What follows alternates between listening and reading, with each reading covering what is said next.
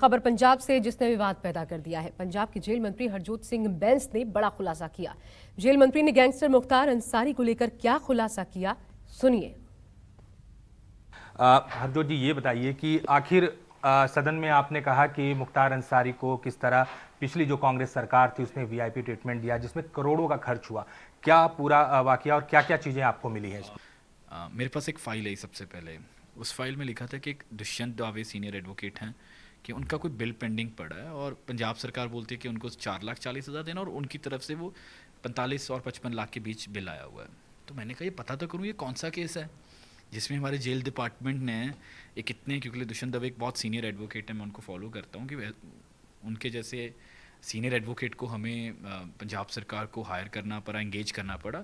So I summon the file, और जब वो फाइल आई मेरे पास तो मेरे पैरों के हेठों से ज़मीन निकल गई और उस पर फिर मैंने एक प्रिलिमिनरी इंक्वायरी करवाई अपने डिपार्टमेंट की। उसमें ये पाया गया कि मुख्तार अंसारी, जिनके ऊपर तकरीबन 55 के करीब मामले दर्ज और 10 में ट्रायल चल रहा है यूपी में, उनके खिलाफ एक एफआईआर की जाती है मोहाली में। ठीक है, एक्सटॉर्शन की वो एफआईआर है। ठीक है, हो सकता है कि वो सच में एक्सटॉर्शन हुआ हो और उनको प्रोडक्शन वारंट पर रोपड़ लाया जाता है। पहले मोहाली पेश किया जाता है, रोपड़ जेल में रखा जाता है। यहाँ तक सब ठीक है। अब इसके बाद क्या शुरू होता है वो बहुत शॉकिंग है, वो बहुत शॉकिंग है। उस एफआईआर में कोई कार्रवाई नहीं होती, उस एफआईआर में पुलिस चालान नहीं पेश करती, और जब पुलिस चालान नहीं पेश करती तो मुख्तार अंसारी के पास 90 दिन में के बाद अपने आप जमानत लेने का हक था कि वो 90 दिन बाद अपने आप जमानत ले सकते थे। उन्होंने जमानत नहीं ली। उसके बावजूद यूपी की अलग अलग कचहरियों की तरफ से कोर्ट की, मैं सरकार की बात नहीं कर रहा, सरकार से भी कोर्ट के द्वारा 26 बारी production warrant, 26 times a production warrant was issued. Even then Ropar jail से उसको शिफ्ट नहीं किया गया जेल डिपार्टमेंट की तरफ से, और ये साइड करते गए कि उनकी सेहत ठीक नहीं है। जब वहाँ से लाए तब सेहत ठीक थी, 26 बार ये नहीं हुआ।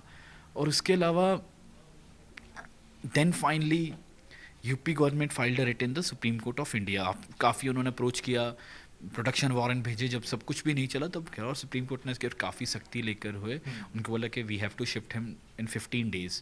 तब जाकर उनको शिफ्ट किया गया 15 दिन में। अब इसमें और बहुत सारी चीज़ें हैं, मैंने पता करवाया तो मुझे ये बताया गया कि वहाँ रोपड़ जेल में, and this is on the file, ये फाइल पे ये चीज़ें आई हैं, प्रिलिमिनरी इंक्वायरी है, बाकी तो पुलिस इन्वेस्टिगेशन करेगी, कि 2 बैरकें जिसमें 25-25 आदमी आ सकते थे उनको खाली करवाया गया। और ऑलरेडी मैं आपको बता दूं पंजाब की जो जेलें वो 130% पर ऑपरेट कर रही हैं।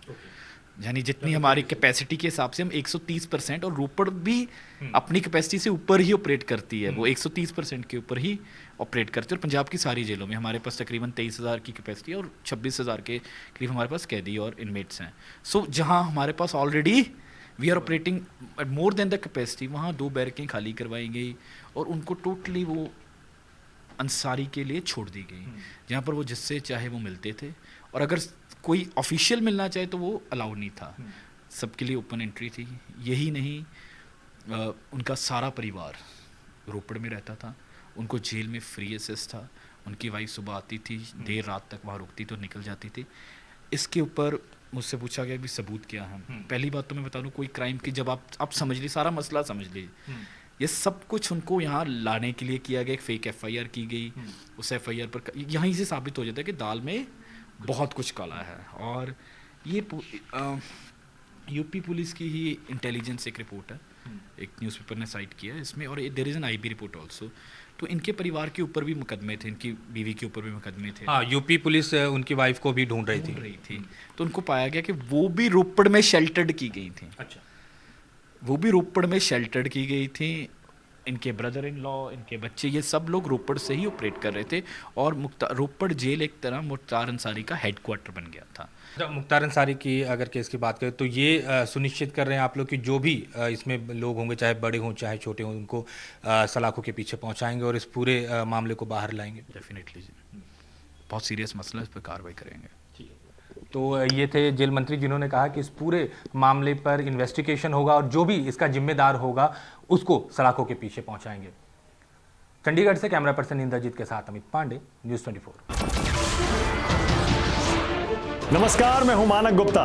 अगर आपको हमारा ये वीडियो पसंद आया हो तो इसे लाइक और शेयर जरूर करें, और हां, हमें सब्सक्राइब और फॉलो करना ना भूलें ताकि आप देश और दुनिया की कोई खबर मिस ना करें। तो जुड़े रहिए हमारे साथ और देखते रहिए News 24।